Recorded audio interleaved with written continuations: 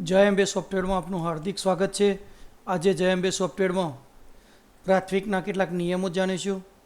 મિત્રો, સૌથી અઘરું અને અટપટું સોફ્ટવેર હોય તો પ્રાઇમરીનું સોફ્ટવેર છે। પ્રાઇમરીનું સોફ્ટવેર બનાવવું ખૂબ જ અઘરું છે। તેનું ઘણું કારણ છે। અહીંયા તમે જોઈ શકો છો, અહીંયા એક ડેમો રિઝલ્ટ બનાવેલ છે। 5 વિદ્યાર્થીઓનું ડેમો રિઝલ્ટ બનાવ્યું છે। સૌથી અઘરું સોફ્ટવેર હોય તો તે પ્રાઇમરીનું છે। તેનું કારણ છે કે પ્રાઇમરીમાં દરેક સ્કૂલોમાં વિષય તેની માર્કિંગ પદ્ધતિ જુદી જુદી હોય છે। માર્કિંગમાં ગમે ત્યારે તેના પાસ થવાના નિયમો બદલાતા રહેતા હોય છે। તેના ધ્યાનમાં રાખીને બધા જ નિયમોને પહોંચી વળાય તે માટે આ સોફ્ટવેર ખાસ પ્રકારનું બનાવ્યું છે। તો દરેક શિક્ષક મિત્રોને જણાવવાનું કે પ્રાથમિકની માર્કશીટ કાઢતા પહેલાં ધોરણ 5 અને 8ના નિયમો જાણી લેવા જોઈએ। ગયા વર્ષે ખબર હોય તો ધોરણ 5 અને 8માં એક ખાસ નિયમ આવ્યો હતો કે તેમાં વિદ્યાર્થી જો નાપાસ થતો હોય તેને પોતાના વર્ગમાં રોકી રાખવો। અને એક બીજો સાથે નિયમ આવ્યો હતો, જો બે વિષયમાં નપાસ હોય તો વાંધો નહીં, જો 2થી વધુ વિષયમાં હોય તો તેને રોકી રાખવો। અહીંયા તમે જોઈ શકો છો, માની લો કે એક ડેમો માર્કશીટ બનાવી છે। આ વિદ્યાર્થી 2 વિષયમાં ઓછા ગુણ છે। હવે આપણે ઉતાવળમાં શું કરીએ, તમને જે સોફ્ટવેર આપ્યું છે જો તમે તેમાં સેટિંગ ના કરો તો આ માર્કશીટ આવી ખોટી પડે। કેમ ખોટી પડે? તમને એમ થયું કે આપણે તો 1 થી 8 ધોરણમાં કંઈ જોવાની જરૂર જ નથી, જે પણ માર્કશીટ આવશે આરટી નિયમ ઉપર ચઢાવે લખાઈને આવી જશે।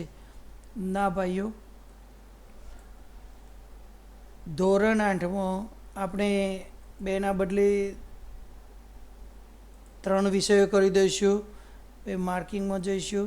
તમને એક જાણવા ખાતર આપણે આ બાળકના માર્ક્સ થોડા ઓછા કરી દઈશું। હવે તમે સમજી શકશો।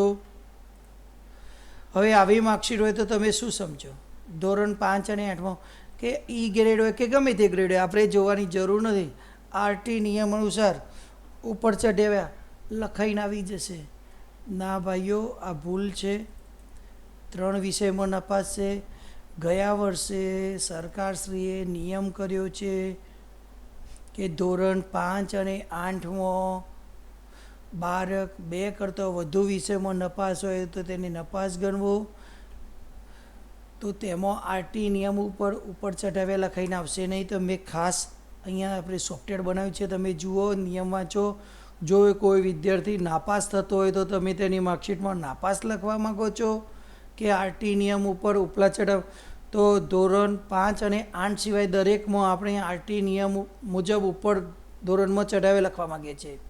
તો જેમાંથી જે લખવા માગતા હોય તે વિકલ્પના ખાનામાં 5 લખો।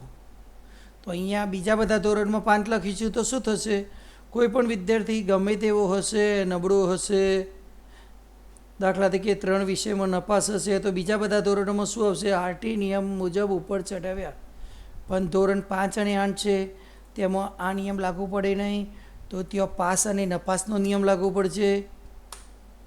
તો જેમાંથી જે લાગુ પડતું હોય તે ખાનામાં 5 લખો। 5 અને ફરીથી બોલું છું, ધોરણ 5 અને 8માં આ નિયમ લાગુ પડે છે, તેના માટે આપણે કોડ 5 રાખ્યો છે।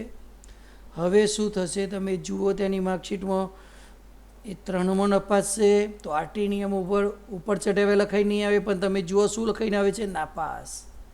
હા, ધોરણ 5 અને 8માં હજુ પણ એક નિયમ, આ વર્ષે કોઈ નવો નિયમ નથી આવ્યો, પણ ગયા વર્ષે એક નિયમ હતો, ધોરણ 2022-23માં ધોરણ 5 અને 8માં 2 વિષયમાં નાપાસ હોય તો તેને પણ પાસ ગણવો। તમે જોઈ શકો છો, વાંચી શકો છો, હું અક્ષરો મોટા કરું। અને ઉપલા ધોરણમાં જો તેનાથી વધુ વિષયમાં નાપાસ હોય તો જે તે વર્ગમાં રોકી રાખો।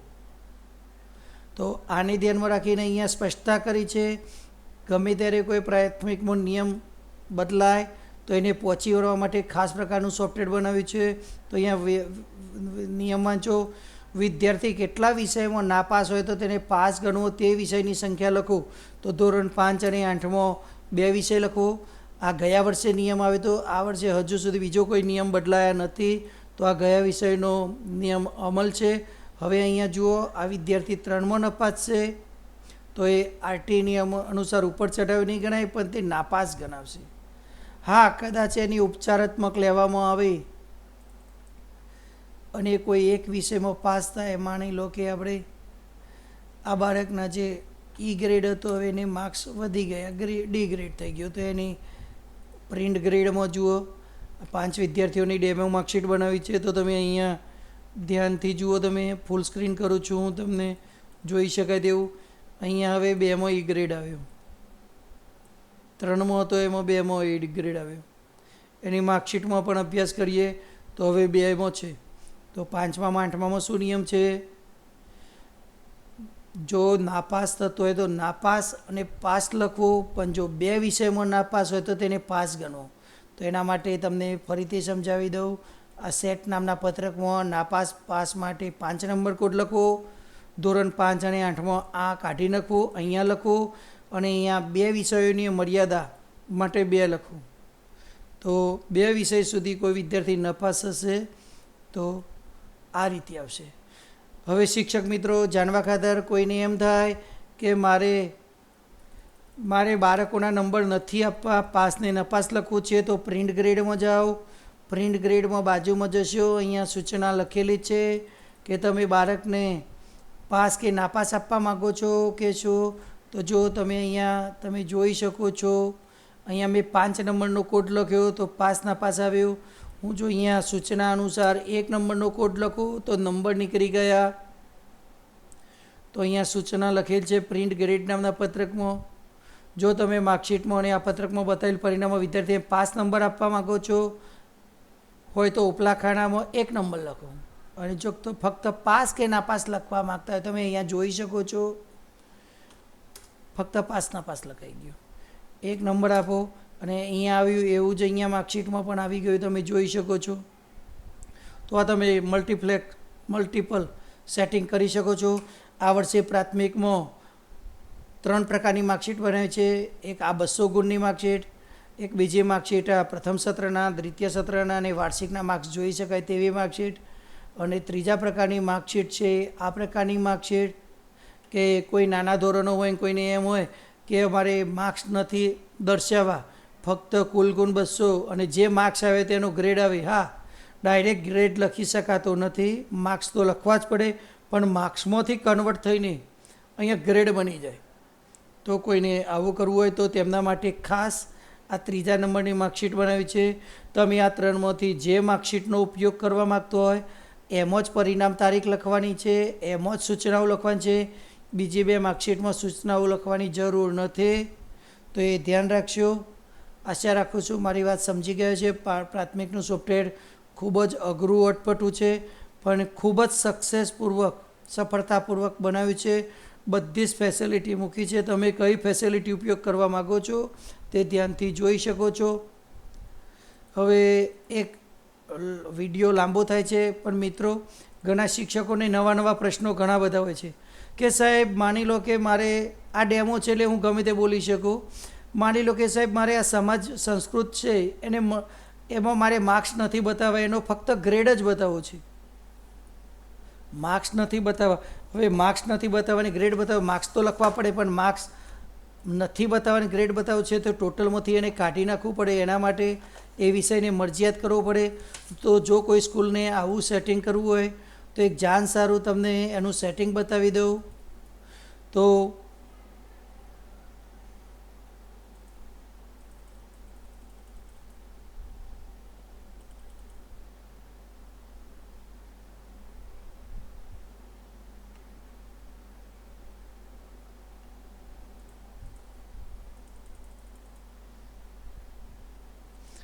ખાસ મિત્રો અહીંયા ધ્યાન રાખજો, આ બાય ડિફોલ્ટ માર્ક્સ લખ્યા છે. માની લો કે સંસ્કૃત વિષયના માર્ક્સ તમારે દર્શાવવા નથી, ગ્રેડ દર્શાવતો તો પહેલાં એને મરજિયાત વિષય બનાવવો પડે.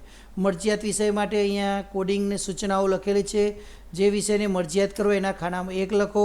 તો અહીંયા 1 લખતાની સાથે અહીંયા ટોટલ બદલાઈ ગયું. તમે જુઓ નીચે ટોટલ 1800 હતો.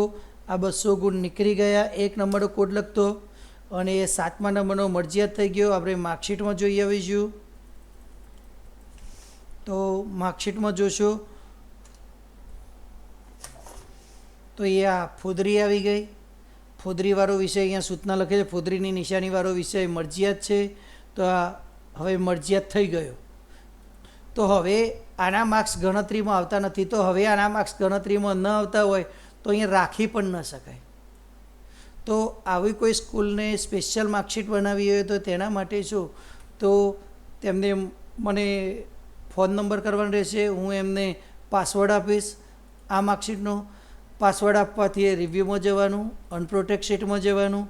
અહીંયા પાસવર્ડ પૂછશે તો પાસવર્ડ લખવાનો. પાસવર્ડ લખ્યો એટલે ખુલી ગયું.